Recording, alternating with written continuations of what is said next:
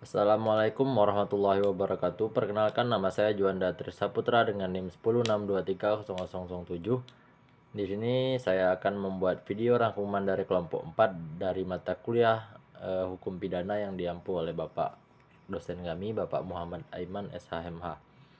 Yaitu satu, alasan pembenar. Alasan pembenar dalam hukum pidana Indonesia adalah suatu konsep yang menghapuskan sifat melawan hukum dari suatu perbuatan, sehingga tindakan yang dilakukan oleh pelaku dianggap sah dan tidak dapat dikenakan sanksi pidana.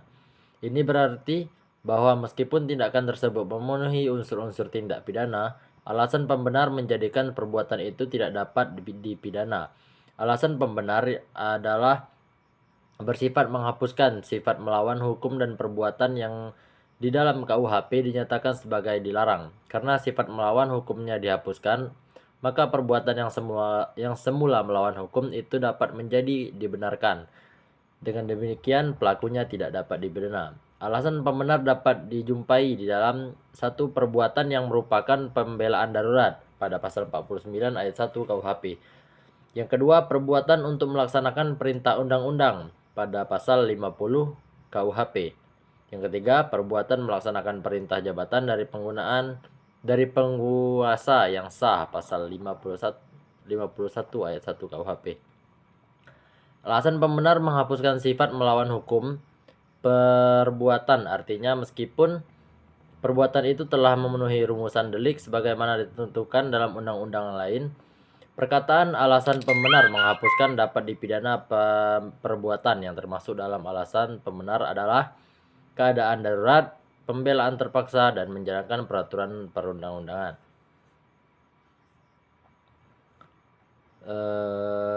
Yang kedua, alasan pemaaf. Alasan pemaaf yaitu alasan yang menghapuskan kesalahan pelaku.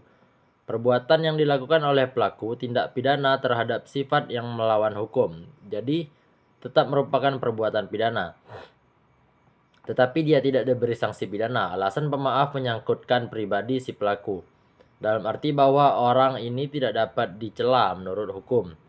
Dengan perkataan lain, ia tidak bersalah atau tidak dapat dipertanggungjawabkan meskipun perbuatannya bersifat melawan hukum.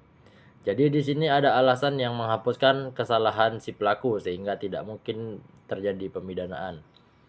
Alasan pemaaf terdapat dalam KUHP ialah pasal 44, yaitu tidak mampu bertanggung jawab, pasal 49 ayat 2, pasal 51 ayat 2, atau dengan iktikat baik melaksanakan perintah jabatan yang tidak sah.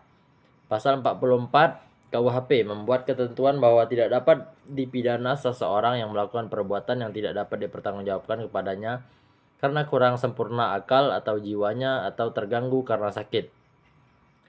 Tidak adanya kemampuan bertanggung jawab menghapuskan kesalahan meskipun perbuatan tetap melawan hukum, sehingga dalam hal ini dapat dikatakan suatu alasan penghapus kesalahan. Selanjutnya, penuntutan.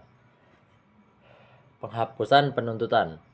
Penghapusan penuntutan adalah kondisi tertentu yang menyebabkan pelaku tindak pidana tidak dapat dituntut oleh jaksa penuntut hukum. Hal ini berbeda dengan alasan pembenar atau pemaaf, yang lebih berkaitan dengan justifikasi tindakan pelaku.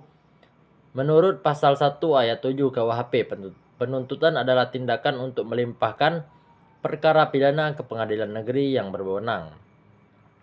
Arti penuntut menurut pasal 1 ayat 7 KUHP, penuntut adalah tindakan penuntutan umum untuk melimpahkan perkara pidana ke pengadilan negeri yang berwenang dalam hal dan menuntut cara yang diatur dalam undang-undang ini dengan permintaan supaya diperiksa dan dihapus oleh hakim di sidang pengadilan.